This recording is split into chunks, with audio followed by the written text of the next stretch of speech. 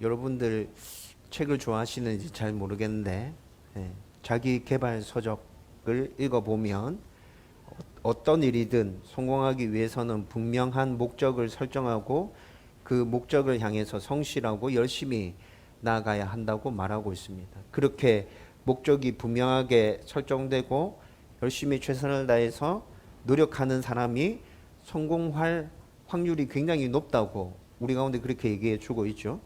이런 면에서 바울은 복음 전도자로서 분명한 목적을 설정하고 성공을 향해서 달려가고 있는 것이 로마서의 첫 인사 부분에서부터 명확하게 드러나고 있습니다. 우리는 지난주에 바울의 로마 성도들을 향한 첫 인사에서 그의 정체성이 무엇인지에 대해서 살펴봤죠. 그의 정체성은 예수 그리스도의 종으로서 이 정체성은 분명한 복음에서부터 비롯되어진 것임을 우리가 함께 나누었습니다. 이 말은 우리도 분명한 복음을 붙들고 굳게 그 위에 서 있으면 바울과 똑같은 정체성이 아니라도 성도로서 예수 그리스도의 제자로서 우리가 합당하게 품고 이 땅 가운데서 드러내야 될 그런 모습이 우리의 삶 가운데서 나타나게 될 것이라는 거죠. 분명한 정체성이 생기게 될 것이라는 말입니다. 저와 여러분들 가운데 성도로서 또 예수님의 제자로서 복음에서 비롯되어지는 그 분명한 정체성이 생겨나기를 주님의 이름으로 축원드립니다. 이렇게 복음에서 비롯된 그의 분명한 정체성을 선언한 후에 바울은 이 정체성을 붙들고 자신이 전하려고 하는 복음이 무엇인지 간략하게 소개해 주고 있습니다. 다시 말씀드리면 바울은 로마서의 첫 인사 부분에서 로마 성도들에게 자신은 예수 그리스도의 종으로서 주인이신 예수님의 명령에 따라서 당신들에게 복음을 전해주려고 하는데 이 복음은 대략 이런 것입니다 라고 말하면서 인사 부분에서 이것을 설명하고 있다는 것이죠. 오늘 설교를 시작하면서 제가 방금 말씀드렸잖아요. 바울은 로마 성도들에게 복음을 전하려는 분명한 목적을 설정하고 그 목적에 맞게끔 지금 첫 인사를 건네고 있는 것입니다. 이제 우리는 오늘 본문 말씀으로 바울이 대략적으로 설명하고 있는 복음이 어떤 것인지 6부분으로 나누어서 살펴보려고 합니다.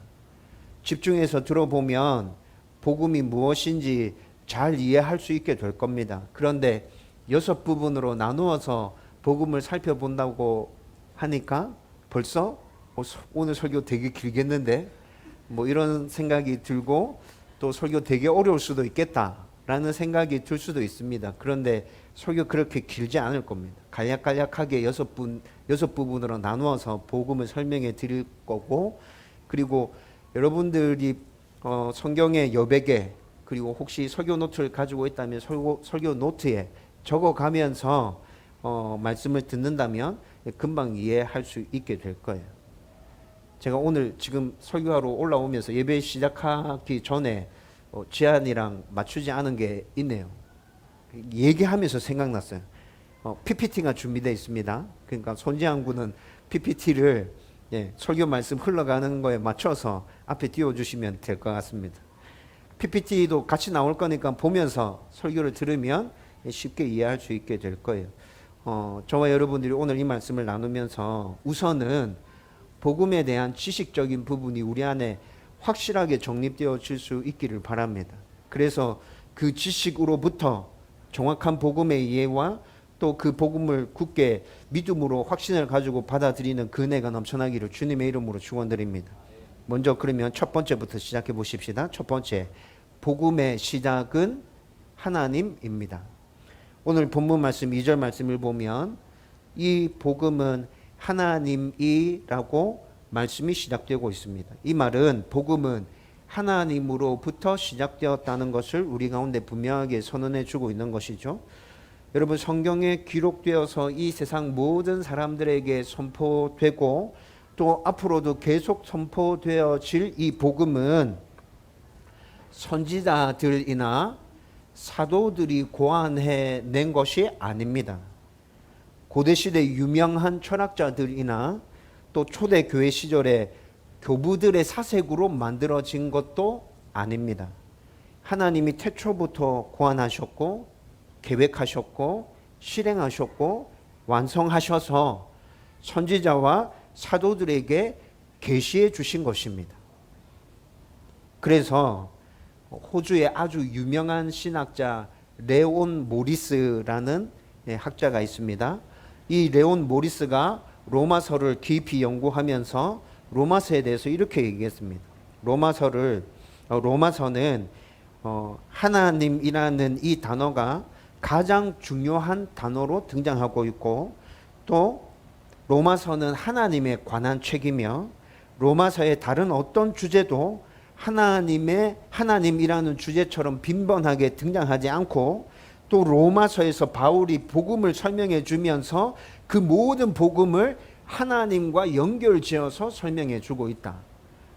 여러분, 모리스가 이렇게 얘기했어요. 모리스가 지금 방금 얘기한 거 다시 한번 정리해서 말씀드리면, 모리스도 복음의 시작은 하나님이라는 사실을 이런 식으로 표현해서 지금 강조해서 다시 설명해 주고 있다는 것이죠. 따라서 복음의 시작은 하나님이다라는 이것은 우리가 복음을 이해하는 데 있어서 가장 중요한 첫 출발이 됩니다. 하나님으로부터 복음이 시작되었다는 것을 모르는 사람과 복음은 하나님으로부터 시작되었다는 것을 아는 사람, 나중에 복음에 대한 이해 정도를 따져보면 엄청나게 차이가 나 있을 거예요.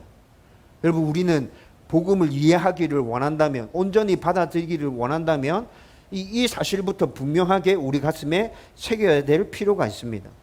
여러분, 복음이라는 이 단어는 한자어지요. 한자어. 뜻이 어떤 뜻입니까? 복된 소식, 기쁜 소식이라는 의미를 담고 있습니다. 복음이라는 단어가 담고 있는 그 의미 그대로 성경에서 말하고 있는 복음은 하나님이 우리를 구원하시겠다는 기쁜 소식인 것입니다. 하나님이 우리를 구원하신다는 것이죠. 저와 여러분들이 먼저 이 사실을 가슴속에 새길 수 있기를 주님의 이름으로 축원드립니다. 두 번째, 복음을 증거해 주는 것은 성경입니다.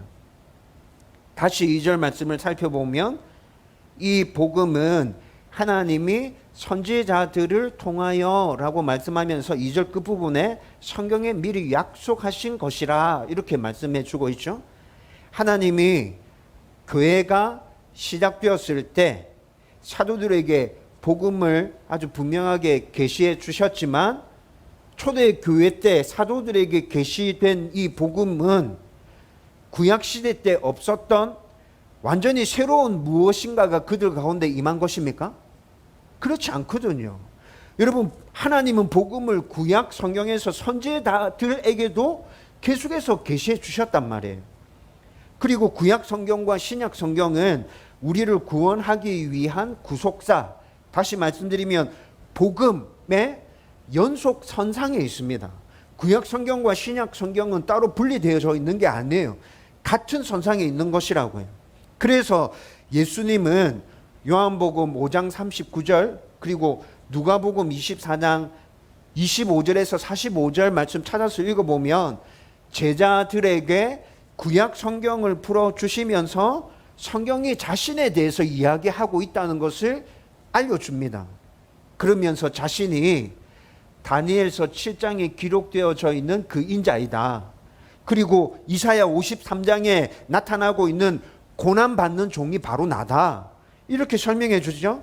하나님의 영광에 들어가기 위해서 고난을 받아야 한다는 것에 대해서, 자기가 그 고난을 받을 것이라는 것에 대해서 구약 성경을 풀어서 제자들에게 분명하게 설명해 주고 있다고요.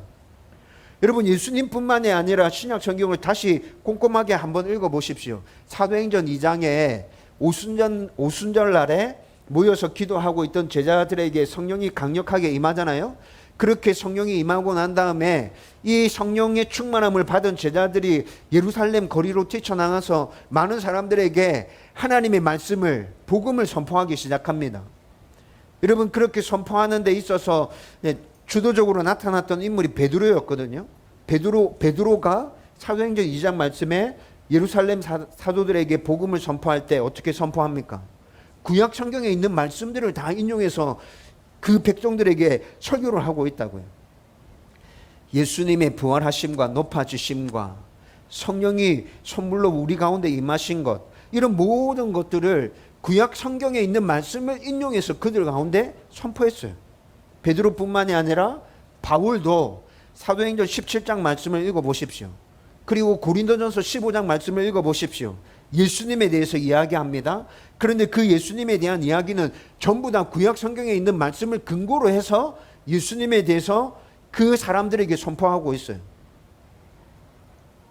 예수님께서 고난을 당하시고 다시 살아나야 한다는 것, 그 예수님이 곧 메시아라는 것, 예수님이 우리 죄를 대신해서 죽고 사흘 만에 다시 살아나는 것은 구약 성경에 이미 예언된 일이 온전하게 이루어진 것이라는 것에 대해서 구약 성경의 말씀을 다 인용해서 선포해 주고 있다고요.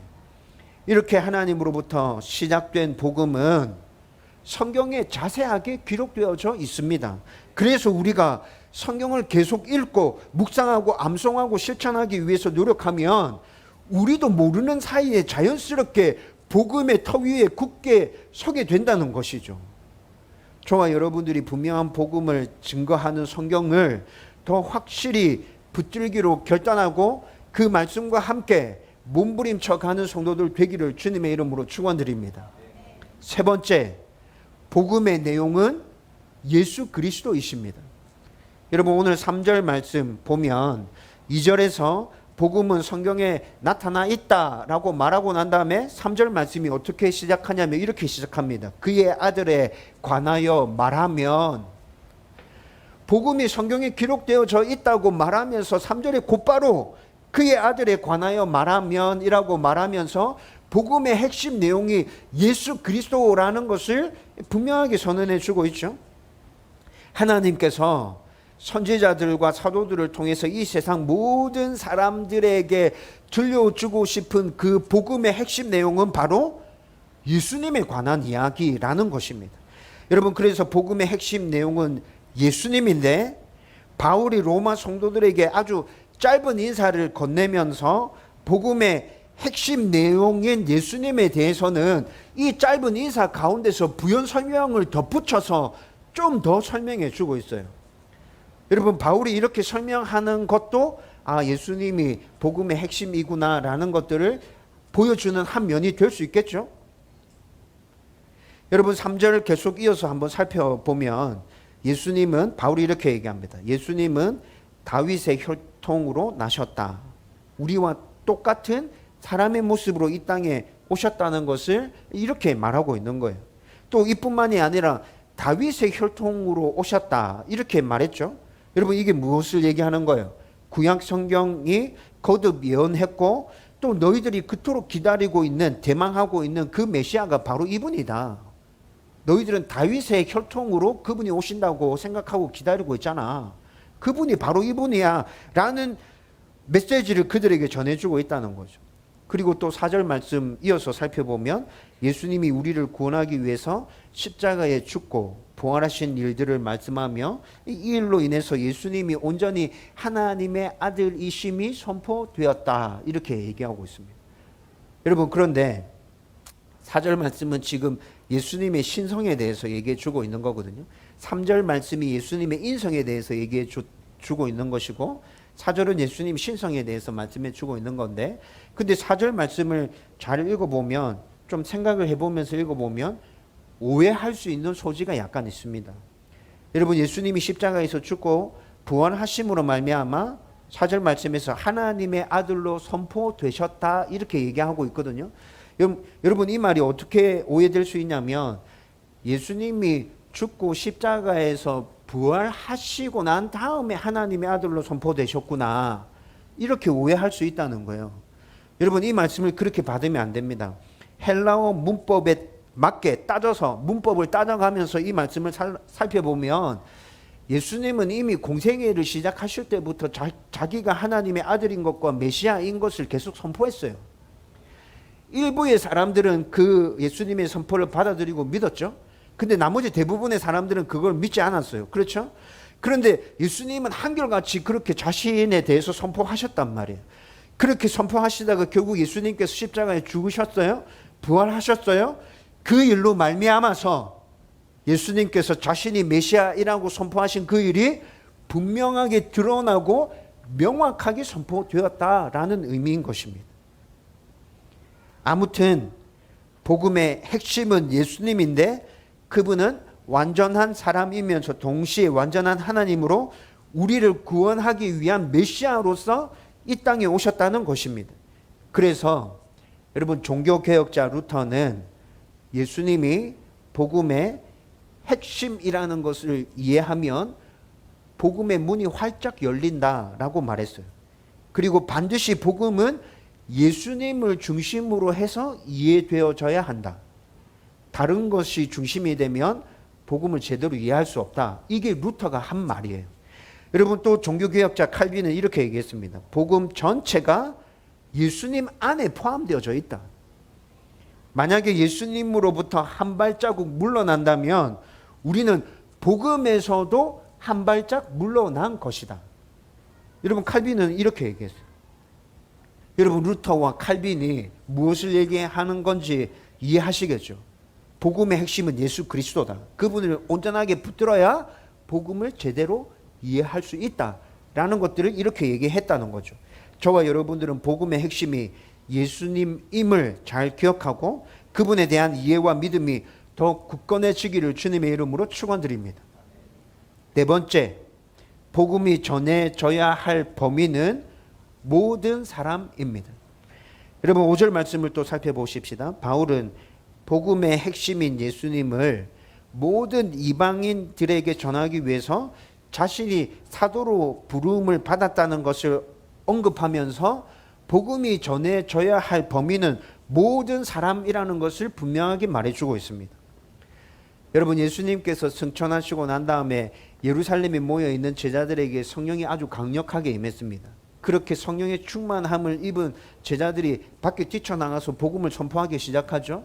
그런데 그렇게 제자들이 처음으로 복음을 선포하기 시작했을 때 그 복음은 유대인들에게만 선포되어졌습니다. 그래서 유대인들 사이에 예수가 구주라는 걸 믿고 돌아오는 사람들이 굉장히 많아졌어요. 많아지면서 초대교회가 급격하게 부흥되어져 가죠. 이런 모습을 지켜보고 있던 유대인들이 유대인 기독교인들을 핍박하기 시작합니다. 못살게 괴롭히잖아요. 그래서 유대인 기독교인들이 예루살렘에서, 이스라엘 안에서 살지 못하고 자기 삶의 터전을 등지고 신앙의 자유를 찾아서 곳곳으로 흩어지기 시작하죠. 이스라엘 인근에 있는, 근처에 있는 여러 나라들로 피난 가기 시작한 거예요.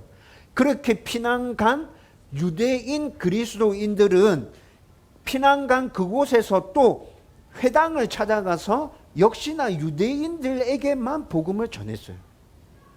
여러분, 초창기 때 복음은 계속해서 유대인들에게만 퍼져갔다고요. 그런데 이렇게 유대인들에게만 복음이 전해지다가 사도행전 8장에 가보면 빌립이라는 사람이 나타나서 사마리아인들에게 복음을 전합니다. 그리고 8장 뒷부분에 가보면 에디오피아 내시에게 복음을 전합니다. 에디오피아 내시는 흑인이에요. 아프리카 사람이라는 거죠. 지금 우리가 알고 있는 그 에디오피아, 그 나라는 아닙니다. 그런데 분명히 아프리카에 있는 나라의 내시, 돈을 관리하는 재무장관 정도로 이해되는데 분명히 이방인이 맞아요. 그런데 빌립이 이 사람에게 복음을 전하죠.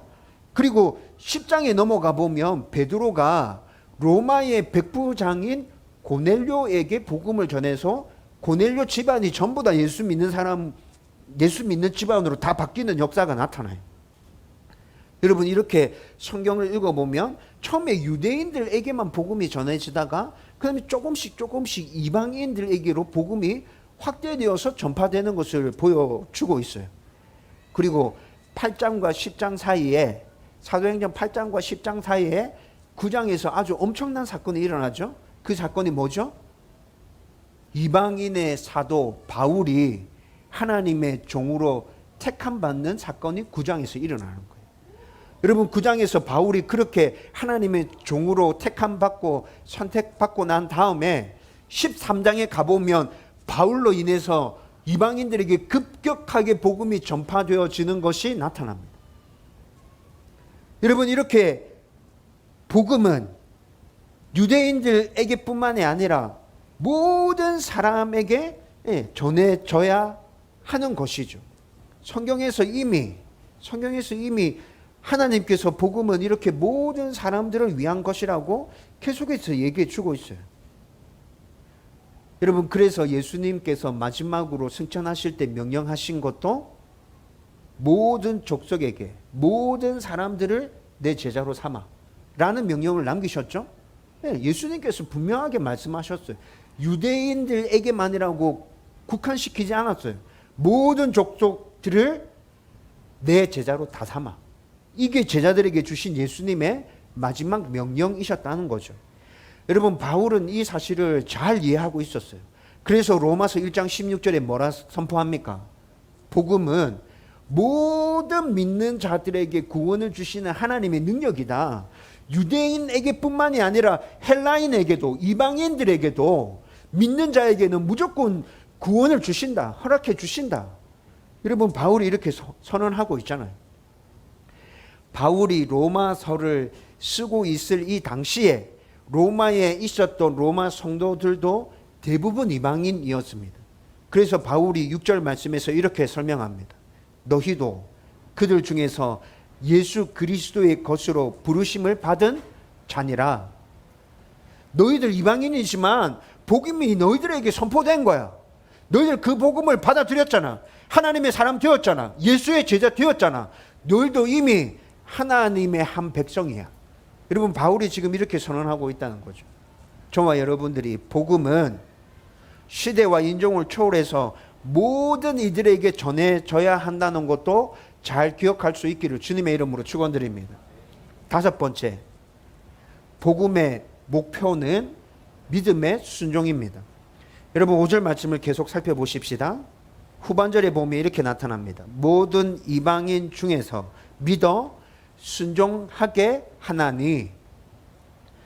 여러분, 이 말씀으로 보아서 바울은 복음에 대한 합당한 반응은 하나님의 말씀에 순종하는 것임을 분명하게 선언해 주고 있어요. 여러분, 로마서를 읽다가 보면 간혹 오직 믿음으로 의롭다 함을 받는다고 말씀하다가 또 뒷부분에 가보면, 실천에 대해서 다루고 있는 뒷부분에 가보면 믿음의 순종으로 의롭게 된다고 말하기도 하거든요. 이 말씀들이 서로 충돌한다고 생각하면서 질문하는 분이 있어요. 로마서 읽어보면 초반에는 믿음으로 의롭다 함을 받는다 했다가 나중에 뒷부분 가보면 믿음의 행함으로 또 의롭다 함을 받는데, 목사님 이게 지금 무엇을 얘기하는 거예요? 이게 뭐예요? 이렇게 질문하죠. 여러분, 그리고 또 우리가 알고 있는 성경 각권들, 주제들에 대해서 이렇게 간략간략하게 언급하면서 로마서는 믿음으로 의롭다 함을 선언해 주고 있는 말씀이다 라고 얘기하고, 또 뒷부분에 야고보서에서는 그걸 요약해서 어떻게 얘기하죠? 행함으로 자기의 믿음을 증명하고 의롭다 함을 받는다고 말하고 있는 성경이다, 이렇게 얘기하잖아요. 또 이 부분에서 또 헷갈려. 아니, 로마서에는 믿음으로 의롭다 함을 받는다고 얘기해놓고 또 야고보서 가보면 행함으로 의롭다 함을 받는다 하고, 이게 지금 무슨 말 하는 건지.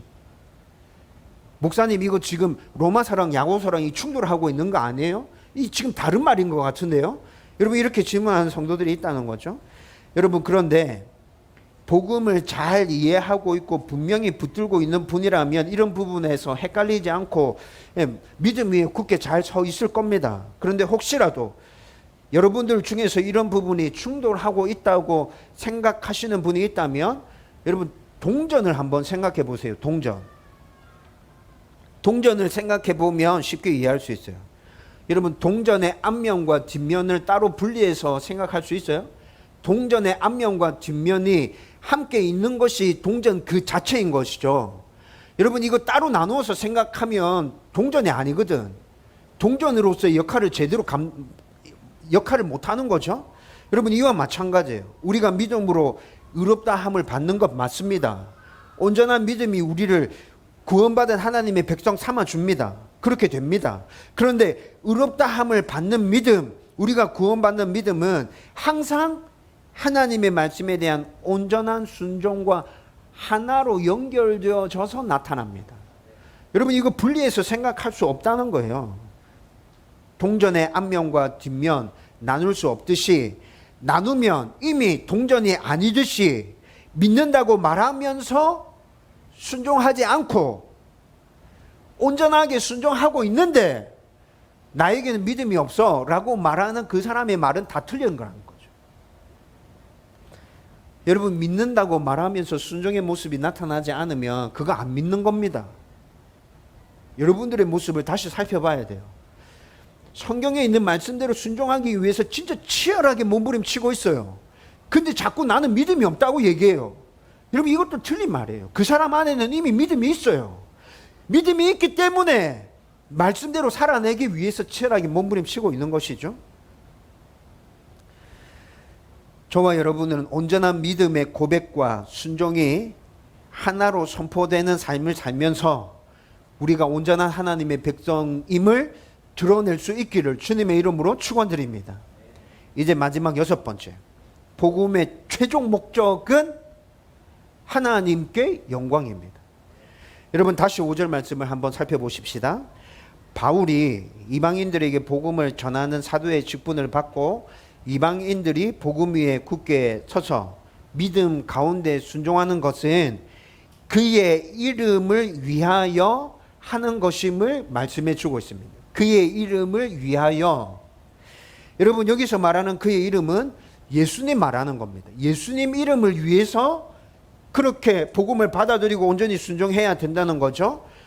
그리고 5절 말씀을 헬라어로 살펴보면 그의 이름을 위하여라는 말이 헬라어, 이 문장의 헬라어 제일 끝부분에 위치해 있어요. 여러분, 헬라어는 굉장히 재밌어요. 주어, 동사, 목적어, 서술어 이렇게 구성되면 이제 문장으로 이렇게 딱 의미가 전달되는 문장으로 만들어지잖아요. 그런데 주어, 동사, 목적어, 서술어 이런 것이 한 문장 안에 다 들어가 있으면 순서는 아무 상관없어. 순서는 아무렇게나 놓아도 헬라어에서는 문장의 뜻이 통해요. 그래서 어떤 일이 일어나냐면 강조하고 싶은 것을 문장의 앞이나 문장의 제일 끝에 놓습니다. 순서에는 상관없다 그랬죠. 주어, 동사, 목적어, 서술어 이런 것만 들어가 있으면 헬라어는 무슨 말 하는지 다 알아. 그런데 오늘 그의 이름을 위하여라는 말이 문장 어디에 들어가 있다고요? 제일 끝에 위치해 있어요. 여러분, 헬라어로 이 성경을 보는 사람들은 금방 알 수 있다는 거죠. 그의 이름을 위하여라는 이 말이 이 문장 안에서 강조되어져 있다는 것을 헬라어로 이 말씀을 읽는 사람은 금방 알았어요. 여러분, 바울은 왜 모든 이방인에게 복음이 전해지고 그들이 믿음의 순종에 이르기를 간절하게 바라고 소망하고 있는 것일까요? 왜 그렇죠? 예수님의 이름에 영광과 존귀를 온전하게 올려드리기 위해서 그렇다는 것입니다. 여러분, 하나님께서 말씀하십니다. 빌립보서 2장 9절 말씀 보면 모든 무릎을 예수의 이름 앞에 꿇게 하시고 모든 입으로 예수를 그리스도라 시인하도록 그를 지극히 높이시고 모든 이름 위에 뛰어난 이름이 되게 하셨다라고 말씀하고 있죠. 여기서 말씀하고 있는 이름은 누구를 얘기하는 거예요? 예수님 얘기하는 거거든요. 하나님께서 지금 예수님을 이렇게 높여주셨다는 거예요. 사람들이 그 예수님 앞에 모두 무릎 꿇게 하시려고, 예수님을 높이게 하려고 하나님께서 일부러 예수님의 이름을 굉장히 높여 놓으셨다는 겁니다. 따라서 하나님은 모든 사람이 예수 앞에 무릎을 꿇고 예수가 구주이심을 고백하기를 바라고 원하신다는 것이죠. 그리고 또 복음을 받아들인 모든 사람이 이렇게 예수님께 영광을 올려드리는 것은 곧 삼위 하나님께 영광을 올려드리는 것이라고 말씀합니다. 여러분, 이에 대해서는 우리가 이미 2주 전에 로마서 말씀을 처음으로 나눌 때 충분히 살펴봤어요. 여러분, 로마서 말씀 처음으로 나눌 때 크게 로마서를 두 부분으로 나누어서 살펴볼 수 있다 그랬죠. 첫 부분, 기독교의 기독교 진리의 이론의 부분을 다루고 있는 1장에서 11장까지 한 부분이라고 말씀드렸는데, 이 부분의 결론이 어떻게 끝나고 있었죠? 복음을 온전히 이해함으로 말미암아서 이를 통해서 하나님께 영광을 돌리라고 선포하고 있었습니다. 그리고 두 번째 부분은 12장부터 16장까지 기독교 진리의 실천에 관한 부분이었죠. 그 실천에 대한 부분을 선포하고 난 다음에도 기독교 진리를 온전하게 실천함으로 말미암아서 하나님께 온전한 영광을 올려드리라고 선포하고 있었습니다. 여러분, 그래서 로마서는 영광의 복음이라고 말할 수 있다고 제가 얘기했잖아요. 영광의 복음이에요. 하나님 앞에 온전한 영광을 올려드리는 것이 우리가 복음 위에 굳게 서 있는 그 모습 그 자체로 그 일이 일어날 수 있다는 겁니다. 여러분, 그래서 잘 생각하셔야 됩니다. 여러분, 지금 제가 하는 이야기가 조금 충격적으로 들리는 분들 있을 수도 있습니다. 그런데 지금까지 설명한 것을 잘 이해하고 들어보십시오. 여러분들이 선교하고 복음을 전도하는 그 일의 제일 중요한 목적이 어디 가 있어야 됩니까?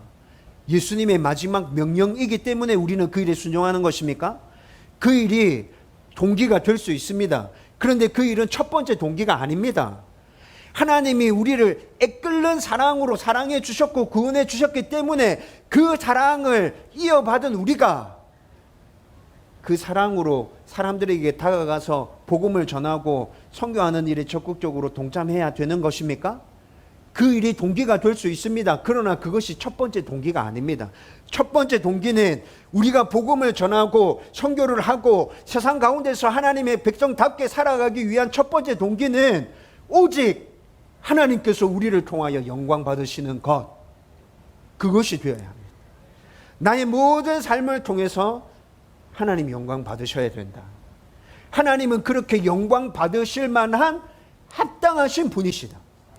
내 아버지이시고 이 세상 만물의 주인이시고 지금도 여전히 다스리고 통치하고 계시고 그분이 나에게 은혜를 베풀어 주시고 복 주시기 때문에 나의 모든 삶을 통해서 나는 오직 그분에게 영광을 올려드릴 것이다. 여러분, 이 동기에서부터 비롯되어져서 선교가 진행되어져야 되고 전도가 실행되어져야 되고 말씀에 순종하기 위한 노력이 우리 삶 가운데서 날마다 끊임없이 나타나야 한다는 것입니다. 저와 여러분들이 이를 기억하고 복음뿐만이 아니라 우리의 모든 것들을 통해서 하나님께 영광 올려드릴 수 있기를 주님의 이름으로 축원드립니다. 이제 말씀을 정리하려고 합니다.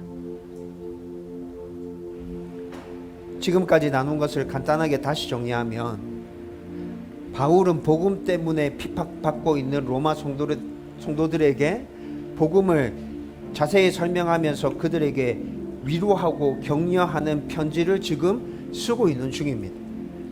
그런데 바울은 로마에 방문한 적이 없어요. 로마의 성도들 중에 잘 알고 있는 이들도 거의 없어요. 그래서 이 편지를 쓰면서 자신이 누구인지부터 소개해야 했는데 그 소개도 복음과 연결지어서 이방인의 사도로 부름받은 나 바울은 복음 때문에 예수님의 노예가 되었다라고 설명하면서 자신을 예수님의 노예로 변화시킨 그 복음이 무엇인지에 대해서 지금 인사말에서 간략하게 6가지로 정리해서 설명해 주고 있어요. 여러분, 우리는 앞으로 로마서 말씀을 쭉 살펴보면서 이 6가지를 자세하게 풀어서 함께 나누게 될 것입니다. 그러면서 저와 여러분에게 삼위 하나님에 대한 이해와 복음에 대한 더 깊은 이해가 생겨나고 복음 위에 굳게 서서 우리의 모든 삶을 통해서 하나님께서 영광 받으시는 것에 초점을 맞추고 성도답게 살아가기 위해서 몸부림칠 수 있었으면 좋겠습니다. 로마서 강해를 시작하면서 제가 여러분들에게 말씀드렸습니다. 저는 지금보다도 저와 여러분들이 하나님에 대해서 더 깊이 알아갔으면 좋겠습니다. 더 풍성히 경험했으면 좋겠습니다. 그리고 더 온전한 믿음 위에 굳게 섰으면 좋겠습니다. 이것이 곧 하나님께 영광이라는 말입니다. 우리의 그런 모습을 보면서 우리가 뭔가 하나님을 위해서 특별한 일을 하지 않아도 그 모습 자체를 하나님께서 보시면서 기뻐하시고 즐거워하시는 거예요. 그리고 세상 사람들이 말하는 것처럼 일이 잘 풀리고 자녀들이 잘 되고 건강하게 생활하고 편안한 삶을 누리는 것이 복이 아니라 복음 위에 굳게 서서 나의 모든 삶이 하나님께 영광 올려드리는 삶으로 사는 그 삶 자체가 복이라는 것을 확신할 수 있었으면 좋겠습니다. 여러분, 이런 믿음을 가지고 그렇게 살아가는 것이 곧 하나님이 주인이신 성도의 삶인 것입니다. 저와 여러분들이 이런 삶을 살아가면서 하나님의 은혜와 복을 풍성히 누릴 수 있기를 주님의 이름으로 축원드립니다.